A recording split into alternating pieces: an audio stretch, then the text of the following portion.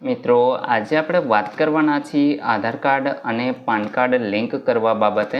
Online તમે જાતે જ આ કઈ રીતે કરી શકો એના વિશે સંપૂર્ણ માહિતી તમને આ વિડીયોની અંદર આપવાની છે, તો વિડીયોને પૂરો જોવા વિનંતી. જો તમને વિડીયો ગમે તો લાઈક કરજો, તમારા મિત્રો સુધી શેર કરજો અને ચેનલને સબસ્ક્રાઈબ કરી લેજો, જેથી આવી કોઈ પણ માહિતી આપ સુધી પહોંચતી રહે. તો ચાલો શરૂ કરીએ. મિત્રો, સૌપ્રથમ તો તમારે કોઈ એક બ્રાઉઝર ઓપન કરી અને ઈ ફાઇલિંગ આ પ્રકારનું સર્ચ કરાવવાનું છે. એટલે તમને ઇન્કમટેક્સ ડિપાર્ટમેન્ટની પહેલી જ વેબસાઇટ છે એ જોવા મળશે. એના ઉપર તમારે ક્લિક કરી દેવાનું રહેશે. અહીં મિત્રો તમે જોઈ શકો છો કે અહીંયા ઓફિશિયલ વેબસાઇટ છે એ ઓપન થઈ ગઈ છે. તમે ક્વિક લિંક્સ નામનો આ ઓપ્શન જોઈ શકશો. નીચે તમારે સ્ક્રોલ કરાવવાનું છે. અહીં મિત્રો તમે જોશો તો લિંક આધાર આવો એક ઓપ્શન છે એ તમને જોવા મળશે. તો આના ઉપર તમારે ક્લિક કરી દેવાનું રહેશે. મિત્રો, જેવું તમે ક્લિક કરશો અહીં તમે જોશો કે પેજ છે એ આ પ્રકારે તમને જોવા મળશે. 3 સ્ટેપની અંદર તમારે આધાર કાર્ડને પાન કાર્ડ સાથે લિંક કરવાનું રહેશે. પહેલાં છે તમારી ડિટેલ છે એ આપવાની છે. તો અહીં મિત્રો તમારે તમારા પાન કાર્ડનો નંબર છે એ આ ખાનાની અંદર લખવાનો છે અને એ જ રીતે અહીંયા આધાર કાર્ડનો નંબર લખી અને ત્યાર પછી વેલિડેશનના ઓપ્શન ઉપર ક્લિક કરી દેવાનું રહેશે. મિત્રો, અત્યારે આ વેલિડેટનો ઓપ્શન છે એ ઇનએક્ટિવ બતાવી રહ્યો છે. એનું કારણ એ છે કે અહીંયા તમારે પાન કાર્ડ નંબર અને આધાર કાર્ડ નંબર નાખશો ત્યારે જ આ જે ઓપ્શન છે એ એક્ટિવ થશે. તો અહીંયા ડિટેલ તમે નાખી અને ત્યાર પછી તમારે વેલિડેટ કરી દેવાનું રહેશે. તો આપણે મિત્રો અહીં ડિટેલ ભરી અને આગળ વધીએ.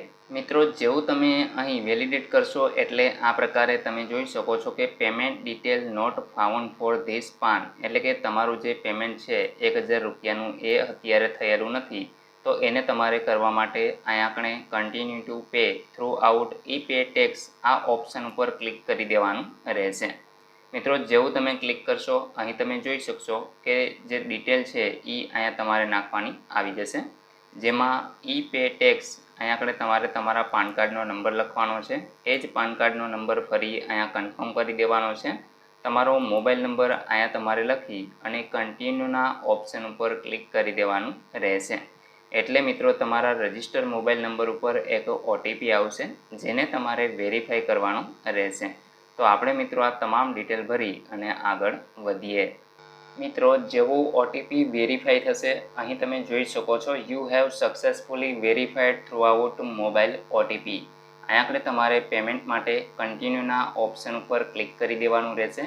તે પહેલાં તમને અહીંયા તમારો પાન કાર્ડનો નંબર જોવા મળશે અને તમારું નામ ત્રુટક અક્ષરની અંદર તમને જોવા મળશે. તો અહીં મિત્રો આપણે કન્ટિન્યુ કરશું. તમે જોઈ શકો છો અહીંયા આપણે મિત્રો તમારો પાન કાર્ડનો નંબર જોવા મળશે. અહીંયા ઇન્કમટેક્સ ડિપાર્ટમેન્ટનો પહેલો જે ઓપ્શન છે, ત્યાર પછી ડિમાન્ડ પેમેન્ટ માટેનો ઓપ્શન છે અને અહીંયા આપણે અન્ય જે ટેક્સ હોય છે એના માટેનો એક ઓપ્શન છે. મિત્રો, આપણે અહીંયા જે પહેલો ઓપ્શન છે એના ઉપર જ ક્લિક કરી દેવાનું હોય છે. જેવું તમે ક્લિક કરશો અહીં મિત્રો તમે જોઈ શકશો કે ન્યૂ પેમેન્ટ મેથડ છે એના ઉપર તમારે ક્લિક કરવાનું છે. તમારે જે એસેસમેન્ટ યર છે એ 25-26ને સિલેક્ટ કરી લેવાનું રહેશે. ત્યાર પછી મિત્રો અહીંયા પેમેન્ટ ટાઈપની અંદર જે મેજર હેડ છે એમાં મિત્રો તમારે જે લાસ્ટ છે અધર રિસિપ્ટ 500 આ ઓપ્શનને સિલેક્ટ કરી લેવાનો હોય છે. ત્યાર પછી તમે નીચે સ્ક્રોલ કરાવશો તો અહીંયા તમને એક ઓપ્શન જોવા મળશે fee for delay in link PAN with Aadhaar. તો આ ઓપ્શનને તમારે ક્લિક કરી લેવાનો છે અને કન્ટિન્યુના ઓપ્શન ઉપર ક્લિક કરી દેવાનું રહેશે. અહીં મિત્રો તમે નીચે સ્ક્રોલ કરાવશો તો જોઈ શકશો કે અધરના જે કોલમ છે એમાં 1000 રૂપિયો તમને ફી તરીકે છે એ ચૂકવવાનું કહે છે. તો અહીંયા આપણે કન્ટિન્યુના ઓપ્શન ઉપર ક્લિક કરી દેવાનું રહેશે. હવે મિત્રો તમારે અહીં છે એ પેમેન્ટ કરી દેવાનું રહેશે. તો અહીંયા પેમેન્ટ કરવા માટે અલગ અલગ ઓપ્શન છે એ તમને આપેલા છે. તમે જોઈ શકશો કે તમારે નેટ બેન્કિંગ થ્રુ પેમેન્ટ કરવું હોય તો અહીં મિત્રો આટલી બેંક અધર બેંક પણ અહીંયા આપેલી છે કે જો તમારે આમાંથી કોઈ બેંક ન હોય તો તમે અન્ય બેંક હોય એ પણ તમે અહીંથી પેમેન્ટ કરી શકો છો. ત્યાર પછી તમારે ડેબિટ કાર્ડથી કરવું હોય તો એ પણ ઓપ્શન તમને અહીંયા જોવા મળે છે. પે એટ બેંક કાઉન્ટર, એટલે કે તમારે કાઉન્ટરે જઈ બેંકે જઈને તમારે પેમેન્ટ કરવું હોય તો એ પણ તમને ઓપ્શન મળે છે. અને મિત્રો લાસ્ટનો જે ઓપ્શન છે payment gateway include UPI and credit card, તો મિત્રો આના થ્રુ પણ તમે પેમેન્ટ છે એ કરી શકો છો. તો આપણે મિત્રો ડેબિટ કાર્ડ અથવા તો જે ક્રેડિટ કાર્ડ છે એના થ્રુ પેમેન્ટ કરવા માંગીએ છીએ. તો હું અત્યારે ક્રેડિટ કાર્ડનો યુઝ કરું છું પેમેન્ટ કરવા માટે. તો અહીંયા તમે નીચે જોશો તો કોઈ પણ બેંકની અંદર તમે સિલેક્ટ કરી શકો છો. જેમ કે હું અત્યારે જે ફેડરલ બેંક છે એના થ્રુ પેમેન્ટ કરવા માંગુ છું. મિત્રો તમારું ક્રેડિટ કાર્ડ કે ડેબિટ કાર્ડ કોઈ પણ બેંકનું હોય ચાલશે. તમે આ જે પૈસા ચૂકવો છો એ પૈસા છે એ કઈ બેંકમાં ચૂકવવા માંગો છો તો એ ઓપ્શન અહીંયા આગળ તમને આપેલા છે. તો એમાંથી તમે કોઈ પણ ઓપ્શન છે એ સિલેક્ટ કરી શકો છો. આપણે ફેડરલ બેંક થ્રુ પેમેન્ટ છે કરવા માંગીએ છીએ. તો મેં અહીંયા આગળ ફેડરલ બેંકને સિલેક્ટ કરી અને કન્ટિન્યુના ઓપ્શન ઉપર ક્લિક કરી દીધું છે. નીચે તમે જોઈ શકશો કે તમને પેમેન્ટનું જે ડિટેલ છે એ પ્રિવ્યૂ તરીકે જોવા મળશે, જેમાં એસેસમેન્ટ યર તમારે ખાસ ધ્યાન રાખવાનું છે, જેને 25-26 છે સિલેક્ટ કરવાનું છે. ફાઇનાન્શિયલ યર તમારું 24-25 રહેશે. અહીંયા મિત્રો જે ઇન્કમ ટેક્સ છે, જે હેડ છે મેજર હેડ એ તમને જોવા મળશે અને માઇનોર હેડ અહીંયા તમારે 500 છે એ સિલેક્ટ કરવાનો હોય છે. જે પેમેન્ટનું સબટાઈપ છે એ અહીંયા તમે જોશો કે આધાર કાર્ડ પાન કાર્ડ પેમેન્ટ આપણે કરી રહ્યા છીએ અને કેટલું પેમેન્ટ કરવાનું છે એ તમને નીચે જોવા મળશે. 1000 રૂપિયા છે તમારે ચૂકવવાનું થશે. તો અહીં મિત્રો આપણે પે નાવના ઓપ્શન ઉપર ક્લિક કરશું. અહીંયા આગળ તમારે ટર્મ એન્ડ કન્ડિશન છે એમાં નીચે સ્ક્રોલ કરાવવાનું છે. આઈ એગ્રીના ઓપ્શન ઉપર ક્લિક કરવાનું છે અને સબમિટ ટુ બેંકના ઓપ્શન ઉપર તમારે ક્લિક કરી દેવાનું રહેશે. મિત્રો તમે જોઈ શકો છો અહીં જે ફેડરલ બેંકનું પેજ છે પેમેન્ટ માટેનું એ ઓપન થઈ ગયું છે. અહીંયા આપણે પે નાવના ઓપ્શન ઉપર ક્લિક કરશું. જેવું તમે ક્લિક કરશો એટલે મિત્રો તમારું જે ક્રેડિટ કાર્ડ તમે સિલેક્ટ કરેલું છે એ ક્રેડિટ કાર્ડની તમારે ડિટેલ અહીંયા આપવાની થશે. તો અહીંયા આપણે મિત્રો તમારું કયું ક્રેડિટ કાર્ડ છે એ તમારે અહીંથી સિલેક્ટ કરવાનું રહેશે. ત્યાર પછી મિત્રો તમારા કાર્ડનો નંબર છે એ તમારે આ ખાનામાં લખી દેવાનો છે. ત્યાર પછી કાર્ડ હોલ્ડર નેમ એટલે કેના નામનું કાર્ડ છે એ તમે અહીંયા આગળ એનું નામ લખશો.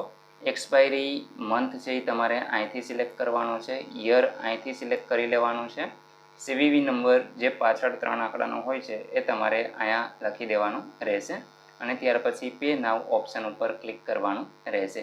તો આપણે મિત્રો પેમેન્ટ કરી અને આગળ વધીએ. મિત્રો પ્રોસેસ બંનેમાં સેમ જ છે. જો તમારી પાસે ક્રેડિટ કાર્ડ ન હોય તો તમે ડેબિટ કાર્ડનો ઓપ્શન સિલેક્ટ કરી અને સેમ પ્રોસેસ છે એ અહીંયા કરવાની રહેશે.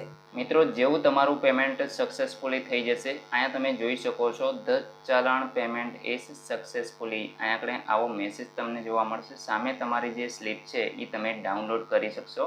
તો આના ઉપર ક્લિક કરશો એટલે મિત્રો તમારા કમ્પ્યુટર કે મોબાઈલની અંદર આ સ્લીપ છે એ ડાઉનલોડ થઈ જશે. એને તમે સાચવી પણ શકો છો. ત્યાર પછી મિત્રો ફરી પાછું તમારે હોમ પેજ ઉપર આવી જવાનું રહેશે. અહીં નીચે તમારે સ્ક્રોલ કરાવી અને એ જ રીતે જે લિંક આધારનો ઓપ્શન છે એના ઉપર ક્લિક કરી દેવાનું રહેશે. ત્યાર પછી મિત્રો સેમ પ્રોસેસ રહેશે. તમારા પાન કાર્ડનો નંબર નાખવાનો છે, તમારા આધાર કાર્ડનો નંબર નાખવાનો છે. પરંતુ મિત્રો એ પહેલાં તમારે થોડી વખત એટલે કે 10થી 15 મિનિટ સુધી રાહ જોવાની રહેશે, એટલે તમારું પેમેન્ટ છે એ વેરીફાઈ થઈ જાય. ત્યાર પછી જ મિત્રો તમારે આ પ્રોસેસ કરવાની છે. 10-15 મિનિટ તમે રાહ જોશો. ત્યાર પછી અહીંયા પાન કાર્ડનો નંબર નાખશો, અહીંયા આધાર કાર્ડનો નંબર નાખશો અને વેલિડેટના ઓપ્શન ઉપર ક્લિક કરી દેવાનું રહેશે. મિત્રો જેવું તમારું પેમેન્ટ વેરીફાઈ થઈ જશે અહીં તમે જોઈ શકો છો your payment detail are verified. અહીંયા આગળ હવે તમારે આગળની જે પ્રક્રિયા છે એ ચાલુ કરવાની રહેશે, જેમાં તમારા ચલણ સિરિયલ નંબર, અમાઉન્ટ તમે કેટલી પે કરેલી છે, ત્યાર પછી કોડ અને પેમેન્ટ ડેટ આ વસ્તુ છે એ તમે અહીં જોઈ શકો છો. અહીંયા મિત્રો આપણે કન્ટિન્યુના ઓપ્શન ઉપર ક્લિક કરી દેવાનું રહેશે. મિત્રો અહીં તમે જોશો કે તમારે આધાર કાર્ડ પ્રમાણે તમારું નામ આ ખાનામાં લખવાનું છે, તમારો મોબાઈલ નંબર અહીંયા લખવાનો થશે. અહીંયા આગળ મિત્રો તમારે તમારા આધાર કાર્ડની અંદર જો આખી જન્મ તારીખ ન હોય અને ખાલી બર્થ યર જ હોય તો તમે આ ઓપ્શનને સિલેક્ટ કરશો. અન્યથા માત્ર તમારે આ ઓપ્શનને સિલેક્ટ કરી અને લિંક આધાર ઓપ્શન ઉપર ક્લિક કરી દેવાનું રહેશે. તો આપણે મિત્રો તમામ ડિટેલ ભરી અને આગળ વધીએ. મિત્રો જેવું તમે OTP વેરીફાઈ કરશો અહીં તમે જોઈ શકો છો your Aadhaar PAN link request has been received. હવે મિત્રો અહીં આપણે જે એપ્લિકેશન છે એ સબમિટ થઈ ગઈ છે. 48 કલાકની અંદર તમારું આધાર કાર્ડ છે એ પાન કાર્ડ સાથે લિંક થઈ જશે. પરંતુ મિત્રો અહીંયા શરત એ છે કે તમારા આધાર કાર્ડમાં અને પાન કાર્ડની અંદર નામ અને જન્મ તારીખ બંને સેમ જ હોવા જોઈએ. જો કોઈ પણ પ્રકારની સ્પેલિંગ મિસ્ટેક હશે તો એમાં એરર છે એ આવી શકે છે.